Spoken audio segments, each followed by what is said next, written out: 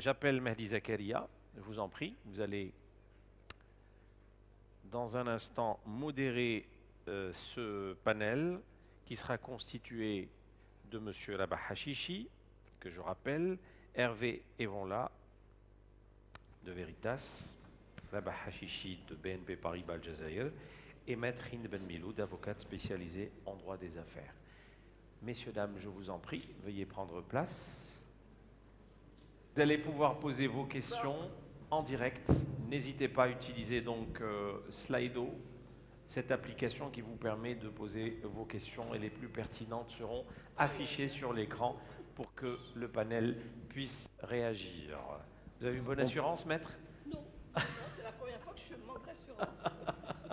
Allez-y, Mehdi Zakaria. Oui, en fait, ce que je propose, c'est qu'on puisse remplacer Hervé par Samer, qui aura également, à mon avis, beaucoup de choses à dire sur la loi, étant donné qu'il a rejoint une banque, en particulier, qu'il a cette problématique-là de protection de données comme toute entreprise et tout organisme, et qu'il a traité juste avant. Oui, je pense, oui, ça serait une bonne idée. Oui. On va vous donner une chaise.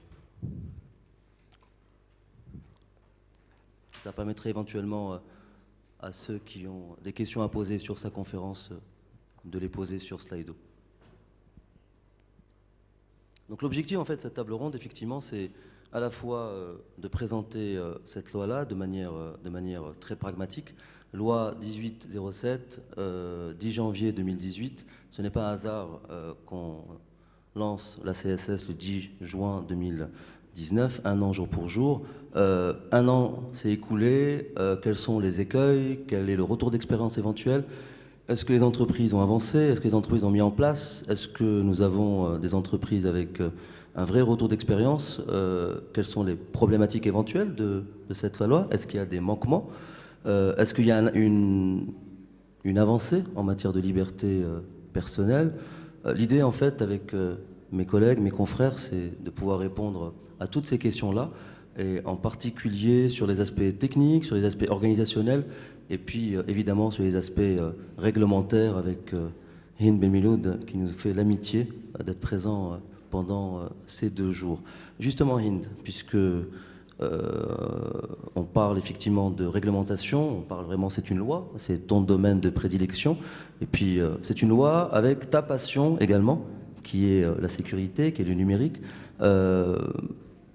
Par rapport à ton activité, tu as des cas d'entreprises qui te sollicitent en matière d'accompagnement, de conseil sur ce type de domaine? En fait, je pense qu'il ne faut pas en parler en termes de protection de données. D'abord, ce qu'il faut savoir, c'est que les informations ont toujours existé, sauf qu'aujourd'hui, on parle de la data. Donc, le nouveau mot utilisé juridiquement, c'est la donnée.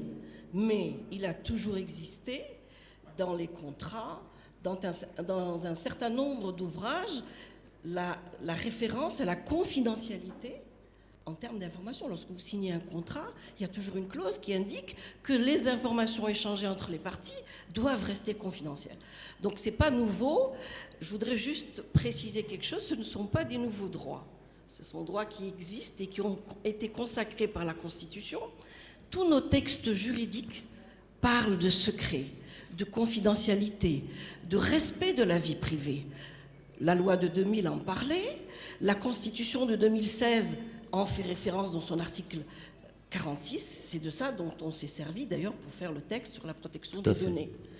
C'est le respect du traitement de la donnée.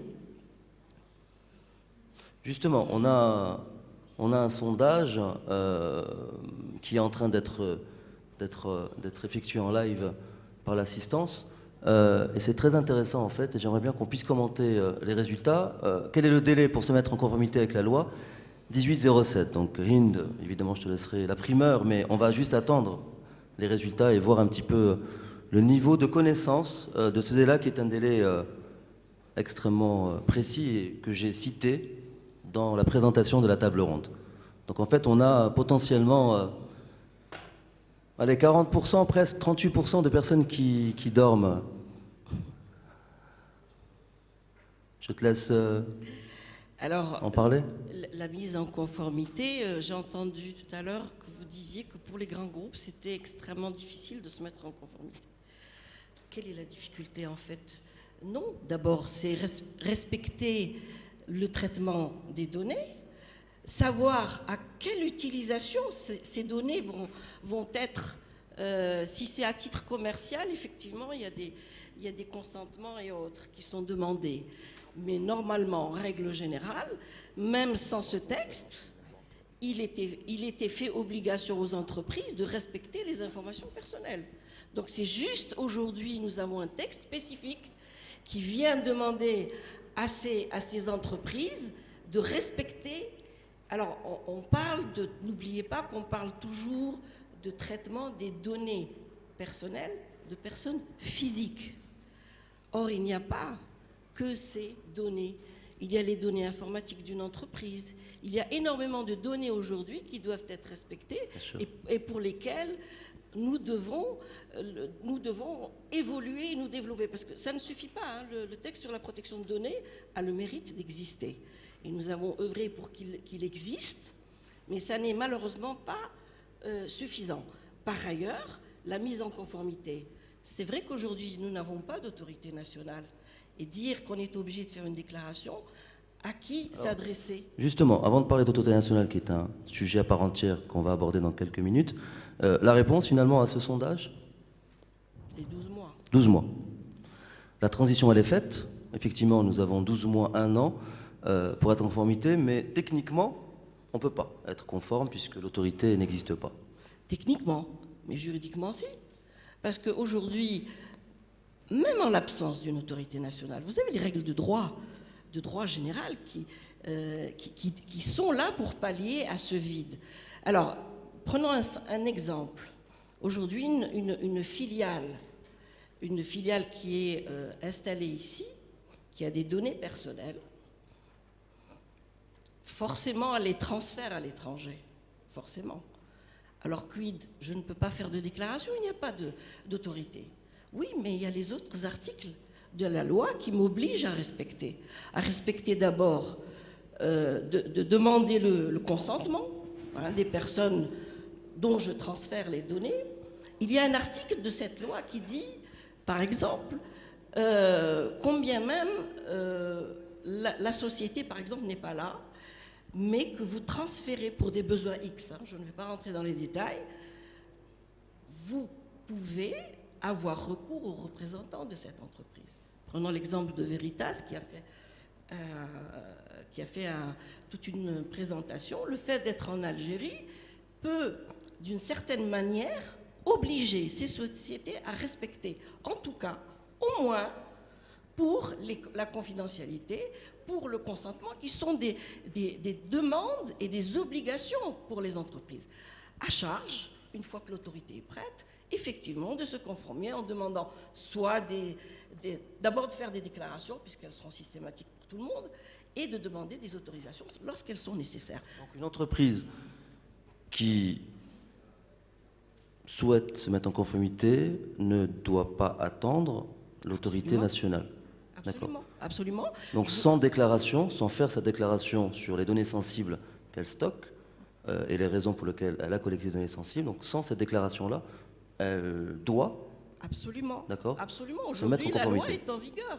Maintenant, c'est le côté pratique et l'application qui ne l'est pas, mais ça n'empêche pas qu'aujourd'hui, si demain vous avez un utilisateur ou quelqu'un qui dit « moi je suis propriétaire de ces données, mon entreprise sans me demander a transmis des informations personnelles », eh ben, il est en droit de l'attaquer en justice. Justement, on va aborder tout à l'heure les droits et devoirs du citoyen, parce qu'on parle de réglementation liée à la protection des données, de la data. On parle beaucoup de l'entreprise, mais il y a également la liberté personnelle qui grandit aussi avec cette loi-là.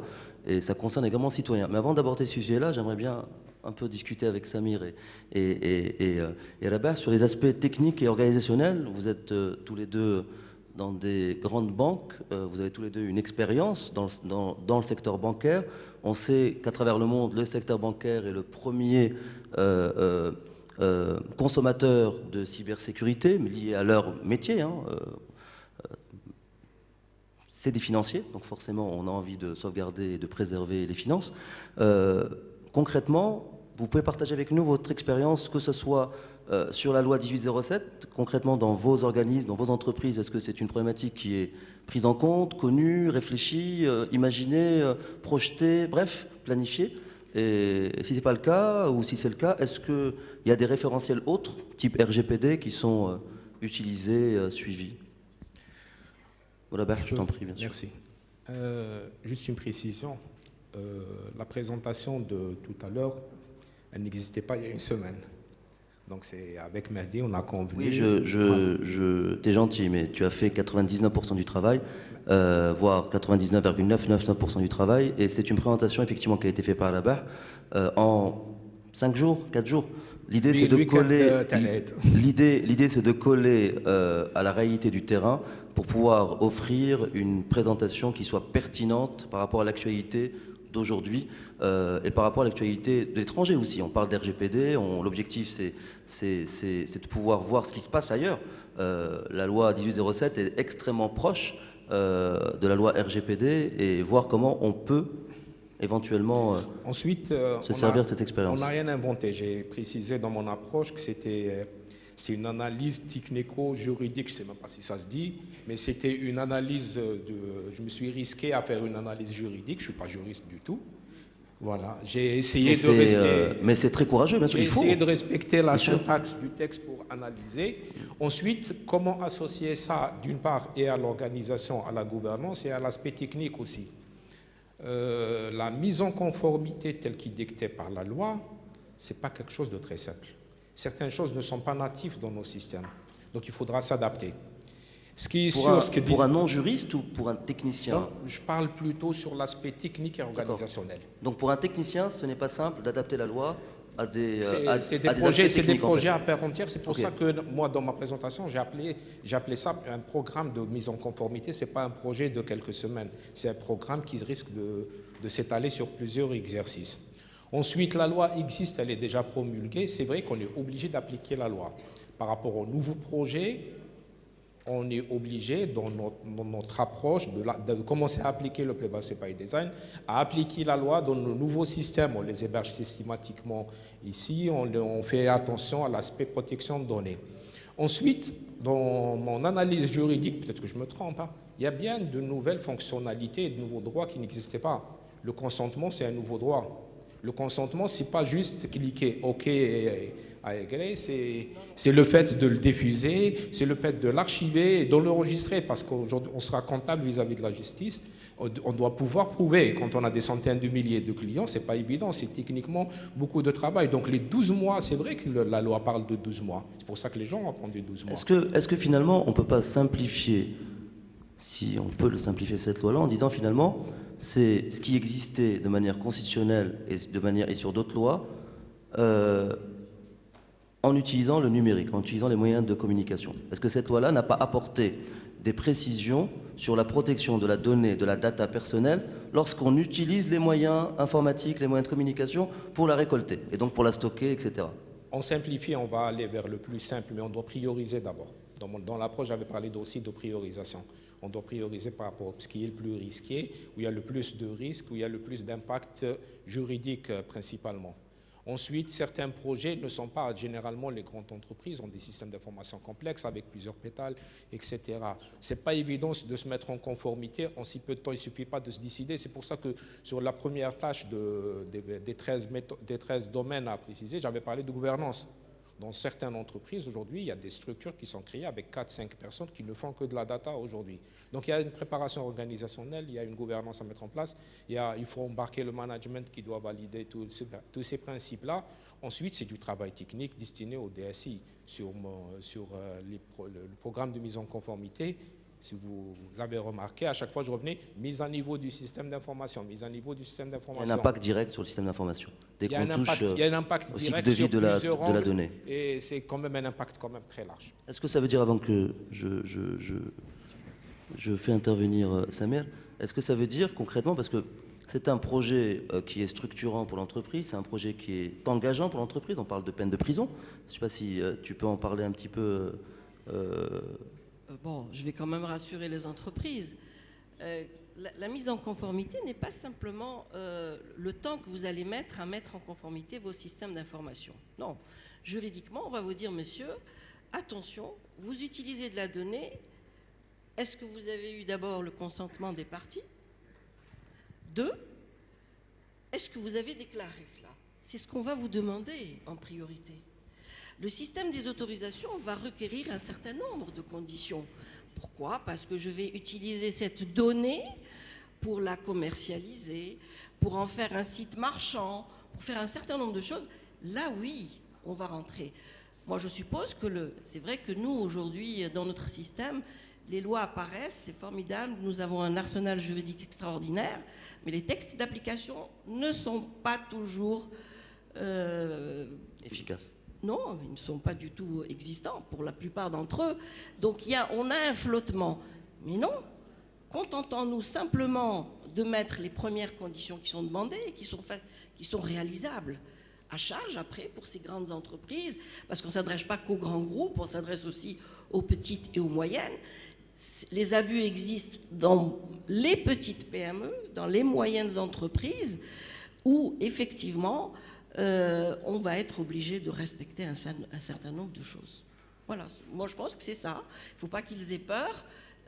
La prison n'est pas là. C'est quand la prison ne sera requise que s'il y a une infraction. Et encore au demeurant, je suis contre le principe de requérir des peines de prison dans des affaires comme ça.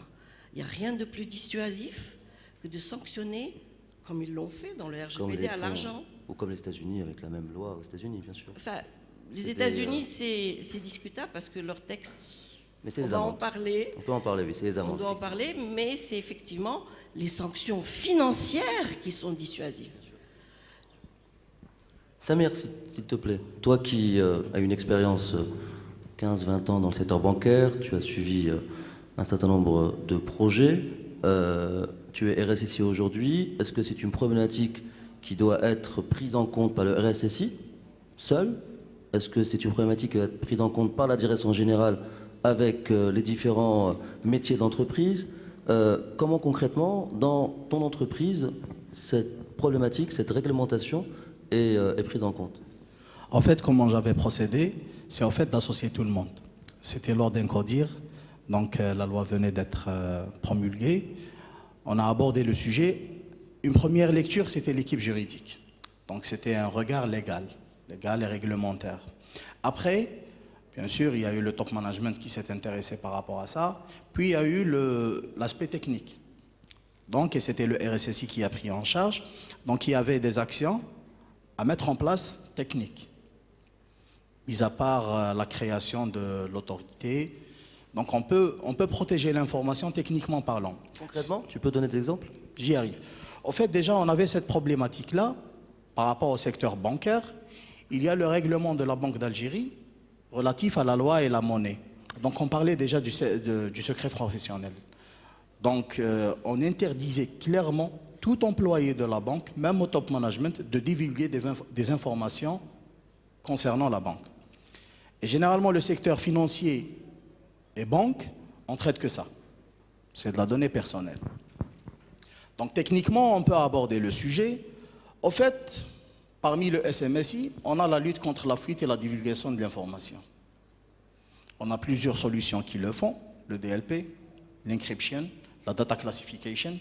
Donc c'est des projets que j'avais traités et que j'avais inscrits.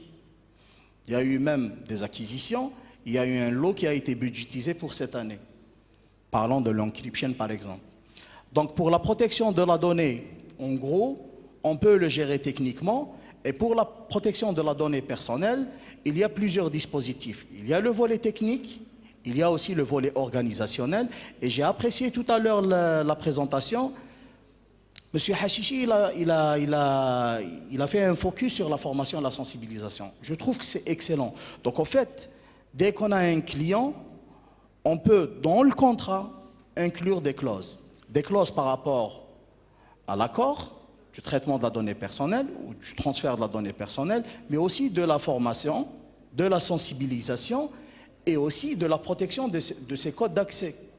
Parce qu'un utilisateur qui utilise une plateforme e-bank, par exemple, il n'a pas bien protégé ses mots de passe ou ses accès, ou il les a divulgués, à sa femme, à ses enfants. Après, s'il y a une fuite d'informations de son compte bancaire, là, la banque, elle n'est pas responsable. C'est la responsabilité directe de l'individu. Donc, c'est des mesures à prendre en place. Il y a généralement, qu'est-ce qu'on peut faire? Dans le site institutionnel de l'établissement, on peut réserver toute une partie pour la sécurité et la sensibilisation du client. Est-ce que très concrètement, ce que tu dis, c'est que l'entreprise verra sa réputation s'améliorer, grandira en appliquant la loi?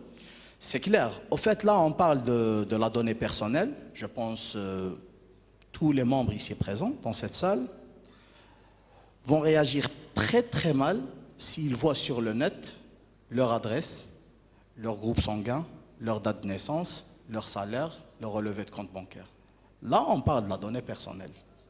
Si elle est divulguée, c'est un impact direct sur l'image de marque. Mais après, il y a le cadre réglementaire. Il y a du pénal, il y a des amendes à payer. Donc effectivement, une entreprise doit protéger de la donnée personnelle. Il y a le cadre légal, il y a aussi l'image de marque. D'accord.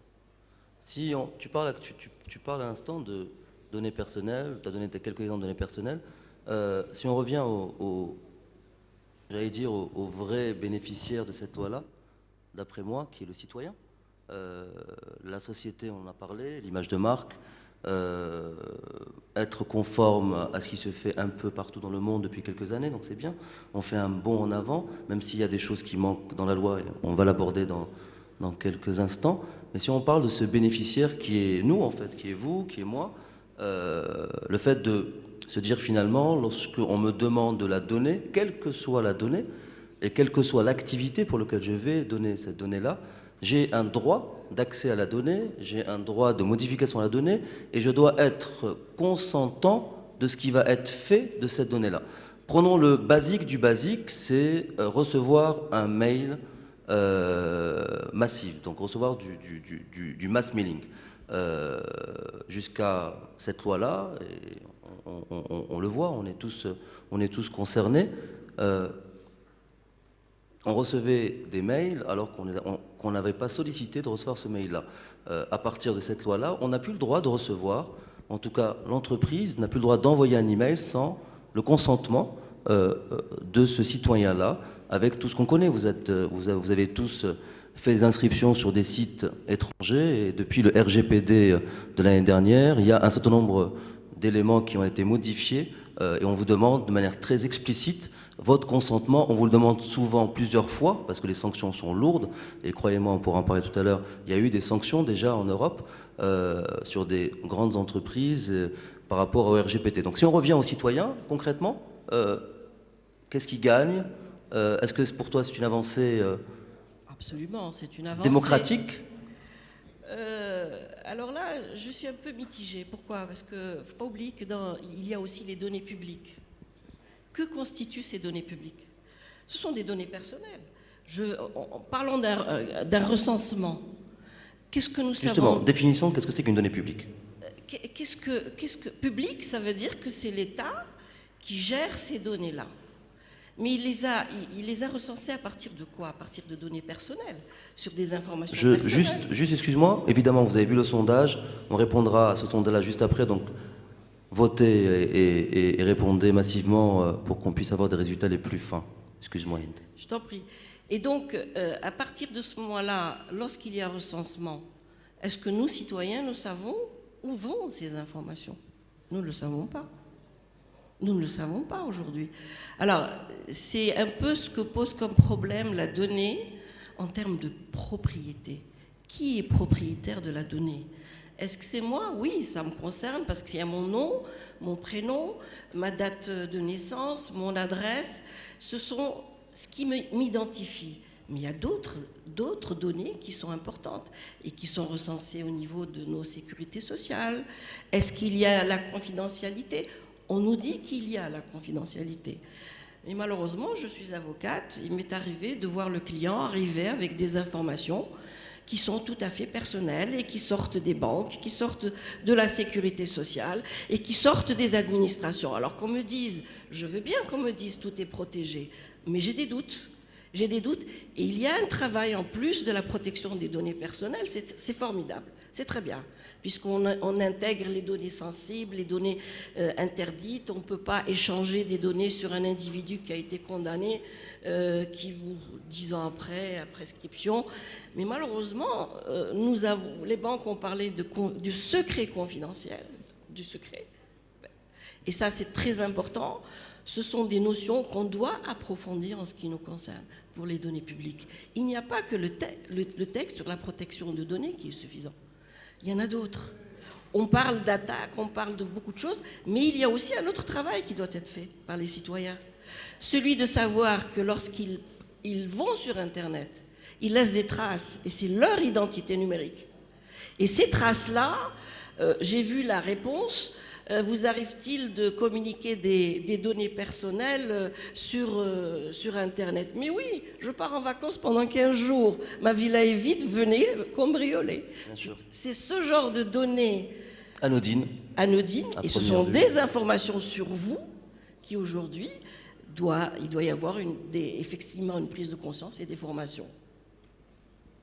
D'accord, merci beaucoup Hind. Revenons sur l'aspect technique.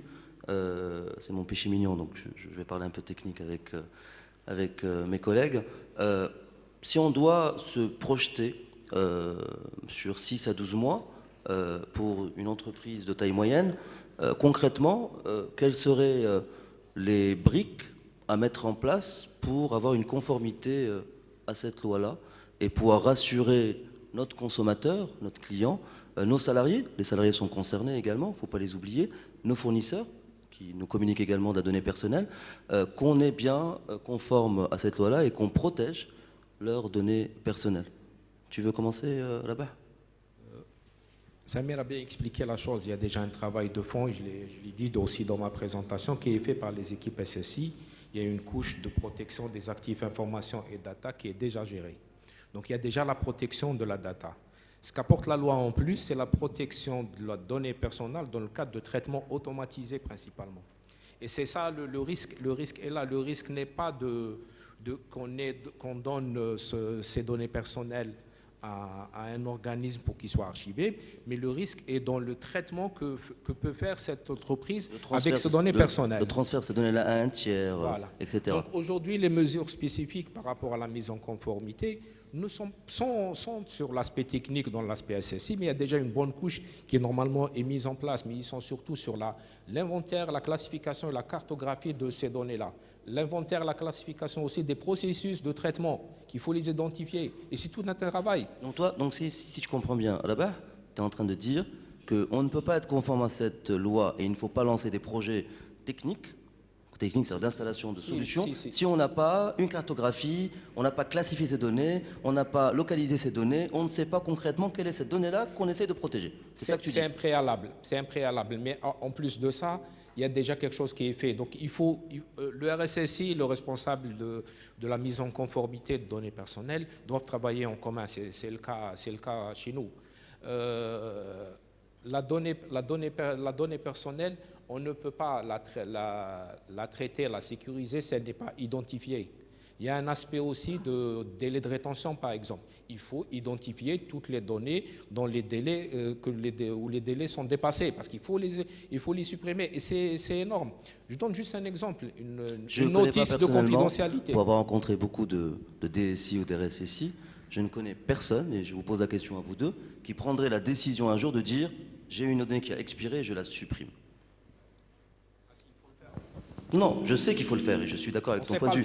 Mais on ne sait pas le faire, je suis d'accord avec toi. On ne sait pas faire, effectivement. On ne sait pas le faire. Juste pour revenir à Samir, concrètement, il a parlé de RSSI en collaboration avec un DPO, avec une direction générale, avec les métiers, le juridique évidemment. Quelles sont, d'après toi, les étapes ou les projets concrets qu'il faut mettre en place, qu'il faut lancer pour être conforme à cette loi? En fait, j'ai abordé ce sujet tout à l'heure. Donc actuellement, là où je suis, on n'a pas encore abordé le sujet, je viens d'arriver. Par contre, précédemment, j'ai abordé le sujet. Donc c'était traité avec le top management, direction juridique, la conformité et la SSI. Donc en fait, il faut commencer déjà par le contrat avec le client. Donc il faut rajouter des clauses qui doit approuver le traitement de la donnée, voire la transférer. il y a une clause. Par rapport à la protection de ses mots de passe, donc il doit y avoir des clauses qu'il doit protéger ses mots de passe. Ça, c'est sa responsabilité. Après, il y a une clause pour sensibilisation. La sensibilisation, elle peut se trouver sur le site institutionnel, par exemple. On peut fournir des dépliants. Puis, il y a le volet technique. Donc, il y a le DLP. Le DLP, c'est un dispositif qui est déjà connu par rapport au SMSI. Donc, c'est la lutte contre la fuite ou la divulgation d'informations.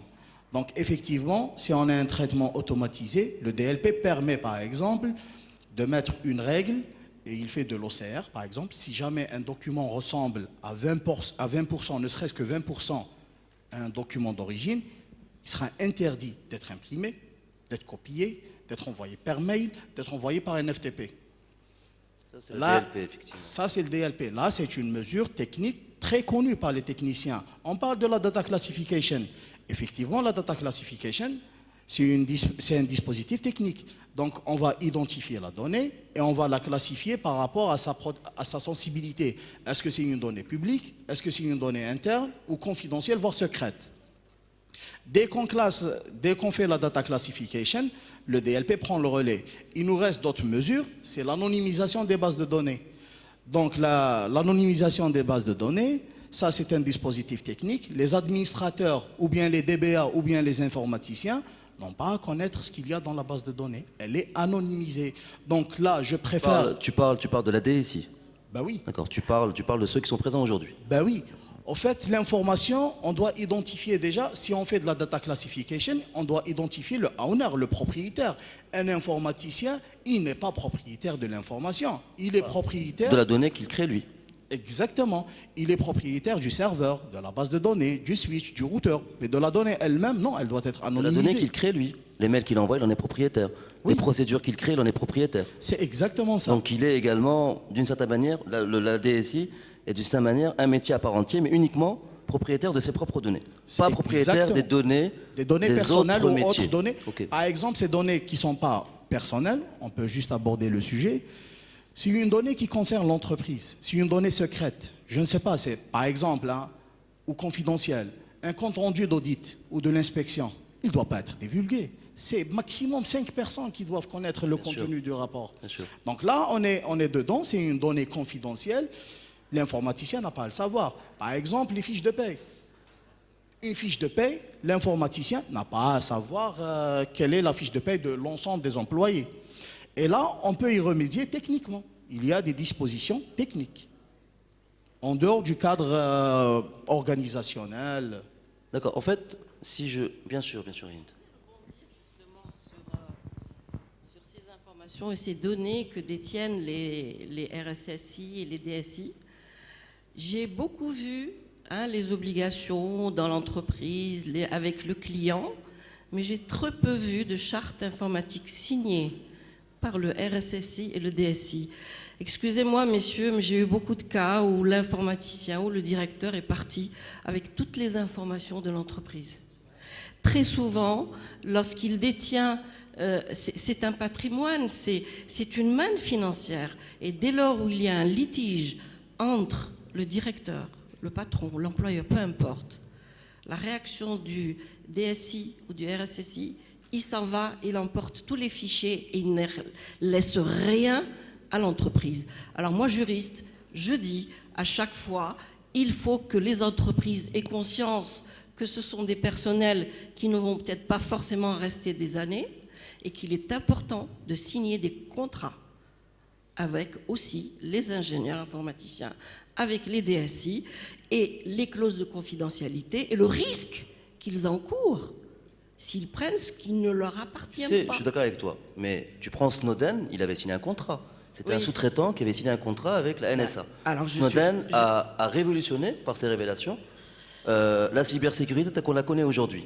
Donc le contrat c'est bien, mais le contrat... C'est très particulier. Mais c'est à l'échelle d'un État. Mais demain, tu as un informaticien qui signe un contrat avec une entreprise en disant, voilà, voici mes obligations, voici mes droits et mes devoirs en matière d'accès à la donnée, en matière d'accès à ce serveur, en matière d'accès au système d'information. Et qu'il viole ce contrat-là. Il faut le savoir qu'il l'a violé. Il faut avoir l'information qu'il a violé. C'est pour ça que le contrat est important pour éventuellement passer à des étapes juridiques, à des étapes Oui, de poursuite, c'est bien d'avoir le judiciaire, contrat. ouais. Mais est-ce que finalement, le contrat seul ne suffit ou, enfin,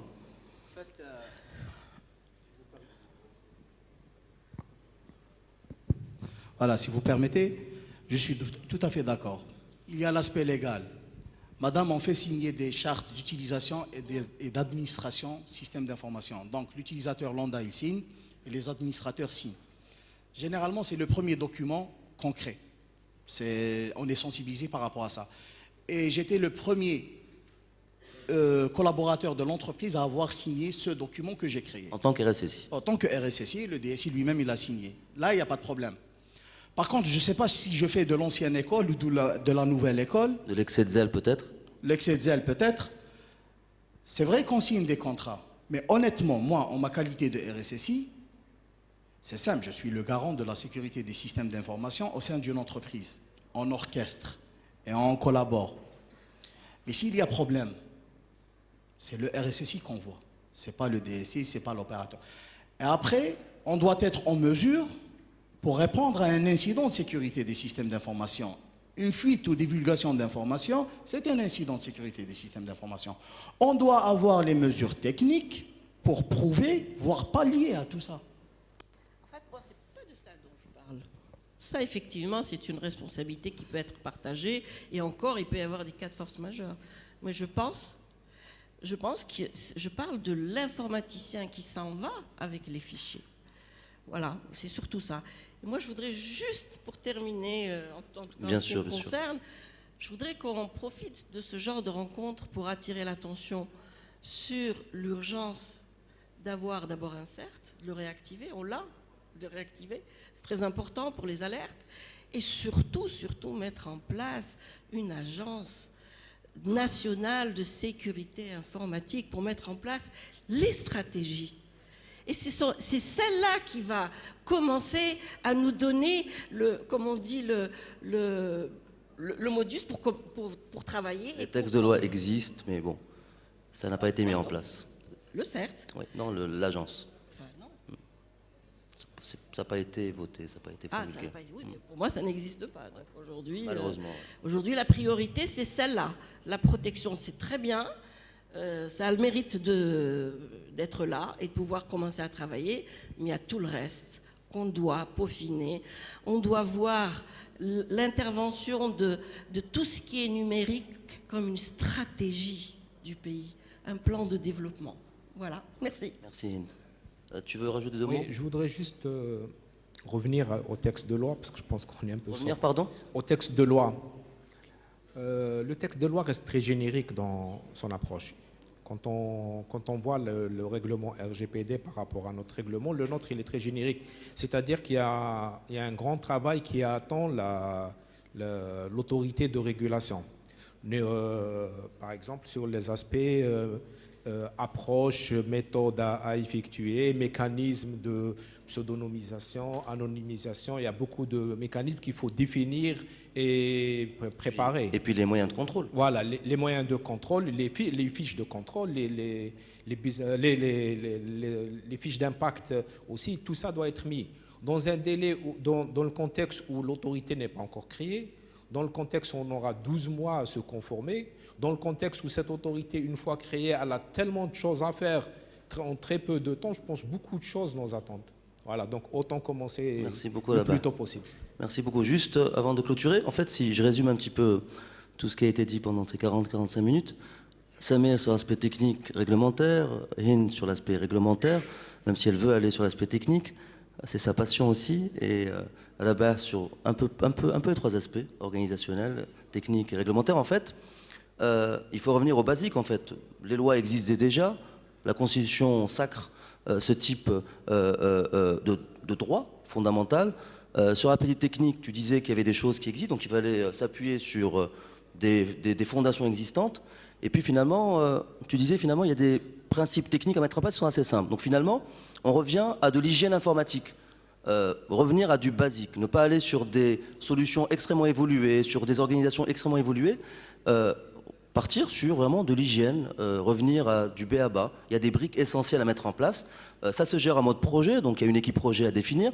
C'est un projet qui est sacré par la loi, donc ça concerne directement la direction générale qui doit s'impliquer, et puis mettre des moyens derrière ce type de projet, parce que comme vous l'avez si bien expliqué, il y a des sanctions pénales, même si on va attendre un peu longtemps avant que ça n'arrive, mais il y a des sanctions pénales, donc derrière, il faut mettre un budget pour que ça arrive. Est-ce que vous êtes d'accord avec ce résumé? Merci beaucoup. Merci à mes 3 confrères. Et je vais aider